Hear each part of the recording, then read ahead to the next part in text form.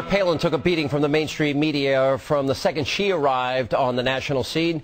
Vicious lies were spread about her, and of course the Anointed One's fans and the press, they never bothered to correct any of it. And a new book chronicles exactly how the Democrats, with the help of the Obama mania media, were able to spread all of that misinformation about the former governor of Alaska. It's called The Persecution of Sarah Palin, How the Elite Media Tried to Bring Down a Rising Star. And the author of that book, Matthew Continetti, now joins us. How are you? Good to see you.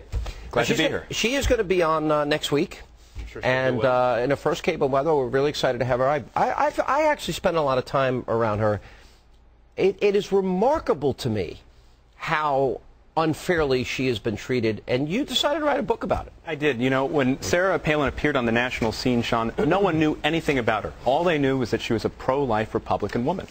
And so the media, they just started filling in the blanks, getting on the phone with people in Alaska, her enemies primarily, and jotting down every nasty thing they could about Sarah Palin, none of which was true. Well, and you go into very specific things. For example, her alleged support of Pat Buchanan wasn't true. Not true at all. You know, this appeared actually on the front pages of MSNBC. Also, the idea that she was a member of the secessionist party in Alaska was on the front page of the New York Times. Not true either. Did they ever correct it?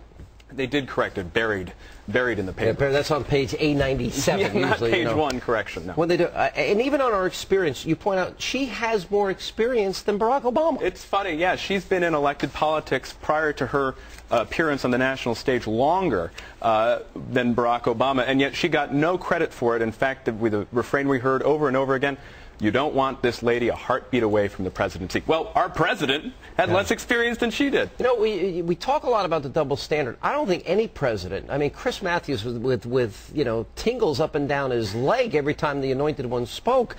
I mean, I never saw a president get more fawning coverage. It was, that's right. And in many ways, I was attacked at the time because I was scrutinizing the president. Why was there so little criticism of him? I think the mainstream media and the Democratic Party, the liberal base of the Democratic Party, saw 2008 as their year. They had, in their view, suffered through 8 years of George W. Bush. Bush was unpopular. The wars were going on. The economy was sliding downhill. And then Sarah Palin comes along. And it remains true that the only time during that entire campaign that John McCain was ahead in the polls was between his announcement of Sarah Palin as his running mate and then, of course, the bankruptcy of Lehman Brothers, which no one could stop. The worst part of this, though, became the attacks on her family. And you chronicle a lot of this.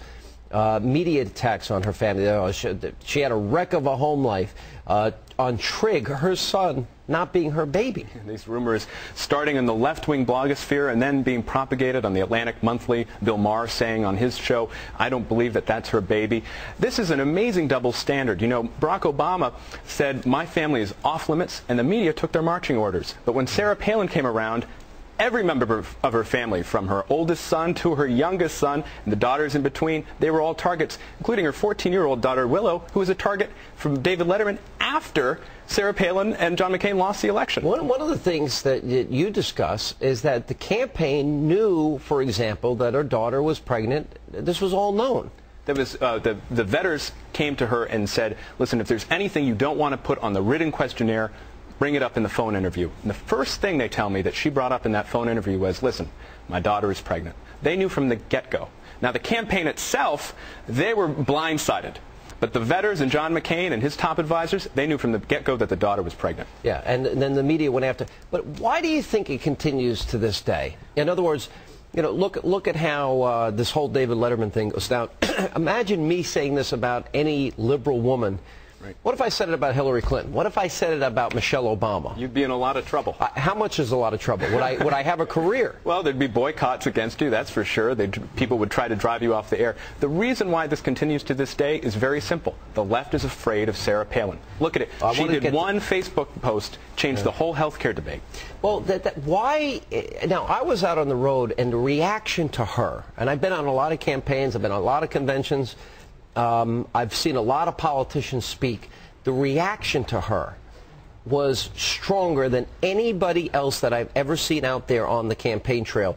Is that the reason? Is that they fear her? Do they think that she is a threat? Do they think that she could be elected president? I mean, what do you think it is? Well, look at it. The situation when she appeared on the national stage. The GOP was demoralized. They had a presidential nominee, John McCain, who conservatives really weren't that enthusiastic about. Yeah.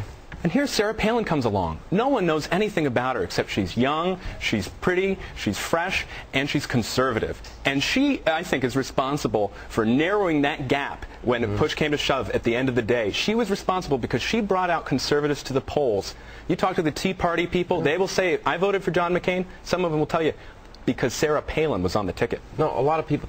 What do you think, as you research this book and you study Governor Palin and her background, what do you think she's thinking about her future? Do you think she is considering the presidency? Because I'm pretty sure that when I do interview her next week, I'm not expecting she's going to say, I'm announcing right here on the Hannity said that she's going to run. What do you think her plans would be? If I had to be a betting man, I do think she's going to run for president in 2012. Because one thing Sarah Palin understands is that a politician needs to seize his or her moment. You know, she sees what happened to Barack Obama. In 2006, people were saying, don't run, you're not ready, Barack. Well, he decided, no, this is my moment, and I'm going to seize it. Now he lives at 1600 Pennsylvania Avenue. Do you think people that underestimate her do so to their own peril? You talk to Alaskans, as I did, and even her critics in Alaska say, Matt, two things. One, people think she isn't smart. She is very smart. And two, she was always underestimated, and then it comes to bite the Democrats. All right. Fascinating. Thanks for being with us. Good luck with the book. Thanks for having me. And by the way, just to